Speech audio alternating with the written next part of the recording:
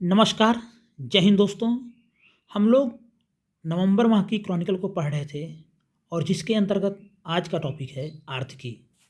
आपको बता दूं, आर्थिकी क्षेत्र से हमेशा एग्जाम में प्रश्न आते रहते हैं। तो इकोनॉमिक्स से जो भी क्वेश्चन आते हैं वर्तमान परीक्षाओं में देखें तो सब अब करंट अफेयर से ही आते हैं। सीधे बात करेंगे हम लोग पहले टॉपिक पे। विश्व की 5वीं सबसे बड़ी अर्थव्यवस्था बन गया है भारत। तो इंटरनेशनल मॉनेटरी फंड IMF के अनुसार भारत वर्ष 2021 के आखिरी 3 महीने में ब्रिटेन को पीछे छोड़ते हुए 5वीं सबसे बड़ी अर्थव्यवस्था वाला देश बन गया है। बात करें भारत से ज़्यादा बड़ी अर्थव्यवस्था वाले देश क्रमशः अमेरिका, चीन, जापान और जर्मनी है। तो भारत में तो आर्थिक समृद्धि हो ही रही है, लगातार भारत की अर्थव्यवस्था बढ़ रही है। आर्थिक विकास के बारे में कुछ नहीं कहेंगे।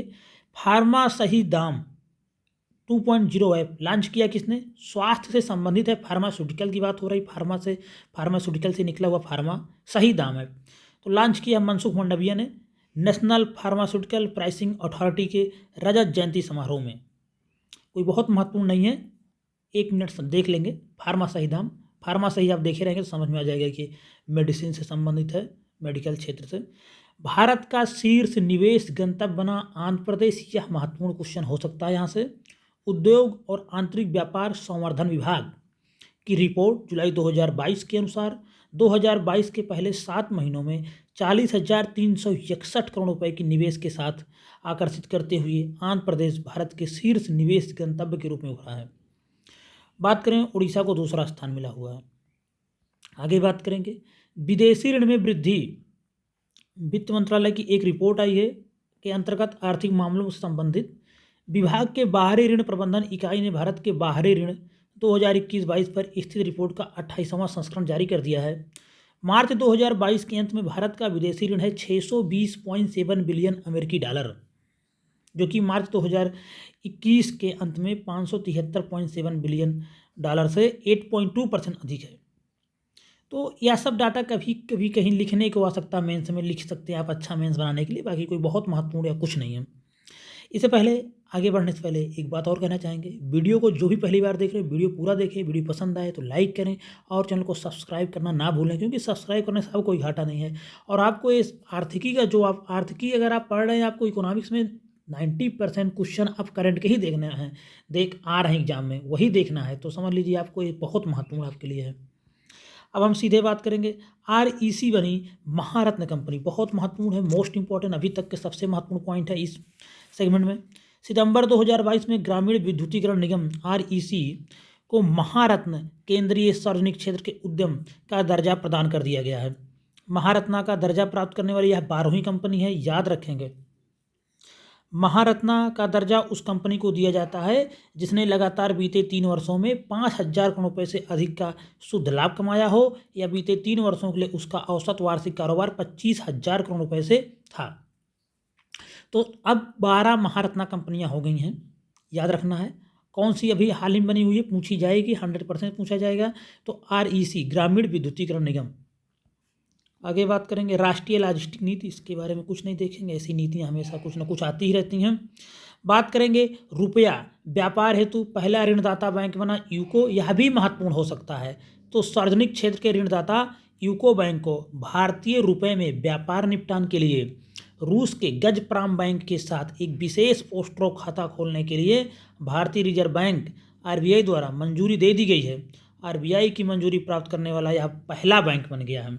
तो रुपए में व्यापार करने हेतु रूस के साथ पहला बैंक बना है कौन? यूके बैंक की स्थापना के बारे में बात करें वर्ष 1943 में। मुख्यालय के बारे में बात करें कोलकाता। वित्तीय स्थिरता और विकास परिषद की 26वीं बैठक कहाँ संपन्न हुई है? मुंबई में। तो केंद्रीय वित्त और कारपोरेट कार्य मंत्री हैं निर्मला सीतारमण ने मुंबई में वित्तीय स्थिरता और विकास परिषद की 26वीं बैठक की अध्यक्षता की है। तो याद रखेंगे वित्तीय स्थिरता और विकास परिषद की 26वीं बैठक कहाँ हुई है? मुंबई में। कोई बहुत महत्वपूर्ण है लेकिन याद रखेंगे। वित्तीय स्थिरता और विकास परिषद की स्थापना हुई थी दिसंबर 2010 में की गई थी। इसकी अध्यक्षता वित्त मंत्री के द्वारा की जाती है। तो इसका इस बार कहाँ हुई थी बैठक इसकी? मुंबई में, और स्थापना दिसंबर 2010 में हुई। चुनार लॉजिस्टिक पार्क मिर्ज़ापुर से संबंधित है, उत्तर प्रदेश से, तो थोड़ा देख लेंगे इसको। वाणिज्य और उद्योग राज्य मंत्री हैं अनुप्रिया पटेल, इन्होंने उत्तर प्रदेश के मिर्ज़ापुर में चुनार लॉजिस्टिक पार्क की आधारशिला रखी। तो पूछा जा सकता है चुनार लॉजिस्टिक पार्क कहाँ है, वैसे भी चुनार पूछा जाता कहाँ पे है, उत्तर प्रदेश स्पेशल के अंतर्गत, तो मिर्ज़ापुर में स्थित है, सीमेंट के लिए बहुत मशहूर है। बल्क ड्रग फार्मा पार्क, हाल ही में प्रधानमंत्री ने 3 राज्यों में बल्क ड्रग फार्मा पार्क खोलने की मंजूरी दे दी है। तो 3 राज्य कौन कौन है? हिमाचल प्रदेश, आंध्र प्रदेश और गुजरात। कहाँ कहाँ खुलेगा? गुजरात के भरूच जिला में, थोड़ा कम दिख रहा, ब्लर हो गया, लेकिन आप इसको देख लेंगे, मैं बोल रहा हूँ जम्बूसर वहाँ पे जगह है, गुजरात के भरूच जिले में। हिमाचल प्रदेश का ऊना जिला, चुनावी राज्य हैं ये सब, गुजरात और हिमाचल में चुनाव का प्रचार चल रहा, तो ये सब घोषणाएं हो चुकी हैं उससे पहले। और आंध्र प्रदेश में है पूर्वी गोदावरी जिला। तो इन 3 जगहों पे बल्क ड्रग फार्मा पार्क खोले जाएंगे। रेलवे भूमि नीति संशोधन, ऐसे बहुत सारे संशोधन आते रहते हैं। अब हम बात करेंगे अंत में वन लाइनर समसामयिकी, जो कुछ बचे रह जाते हैं, महत्वपूर्ण होते हैं। तो 8 सितंबर 2022 को सरकार ने अगले 4 से 5 वर्षों में पीएम गति शक्ति ढांचे के तहत कितने कार्गो टर्मिनल स्थापित करने की घोषणा किया है? तो 300 कार्गो टर्मिनल बनाने की प्रधानमंत्री ने, पीएम गति शक्ति के तहत 300 कार्गो टर्मिनल बनाए जाएंगे सरकार की तरफ से।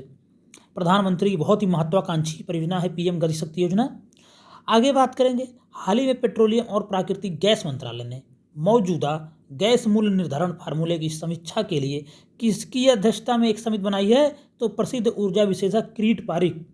पूछा जा सकता, बहुत महत्वपूर्ण है कि किरीट पारिक समिति किससे संबंधित है? तो पेट्रोलियम और प्राकृतिक गैस मंत्रालय संबंधित है, मूल्य समीक्षा समिति है। और भैया समीक्षा करके कुछ मूल्य कम ही करिए तो भी बेहतर है, सिर्फ समीक्षा ही करवाते हैं, करते कुछ नहीं है।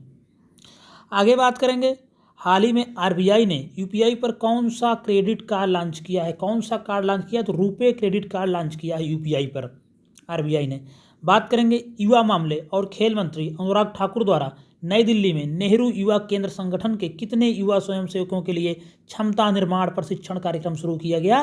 तो उसका राइट आंसर होगा 14,000। इसी के साथ आर्थिक सेगमेंट यहीं पे समाप्त होता। आज इसमें बहुत ज़्यादा इस माह में नहीं था, लेकिन कुछ बहुत महत्वपूर्ण टॉपिक हैं, जैसे भारत विश्व की 5वीं सबसे बड़ी अर्थव्यवस्था बना, भारत का शीर्ष निवेश गंतव्य बना आंध्र प्रदेश। उसी तरह एक और बहुत महत्वपूर्ण टॉपिक है, आरईसी ग्रामीण विद्युतीकरण निगम बनी महारत्ना कंपनी, रुपया व्यापार हेतु यूको पहला ऋणदाता बैंक कौन बना? यूको बैंक बना। तो ये सब बहुत महत्वपूर्ण है। चुनार लॉजिस्टिक पार्क ये देख लेंगे, चुनार मिर्जापुर में, ये पूछा जा सकता है। पीएम गति शक्ति ढांचे के तहत कितने कार्गो टर्मिनल बनाए जाएंगे, ये पूछा जा सकता है, 300 हैं। और किरीट पारिक समिति पूछी जा सकती है। तो ये सब बहुत महत्वपूर्ण टॉपिक थे आर्थिकी सेगमेंट में। इसी के साथ आर्थिकी यहीं पे समाप्त होती है। अंत में एक बार फिर से कहना चाहेंगे, वीडियो पसंद आई हो तो वीडियो को लाइक करें, पहली बार चैनल पर आए हों तो सब्सक्राइब करें। धन्यवाद।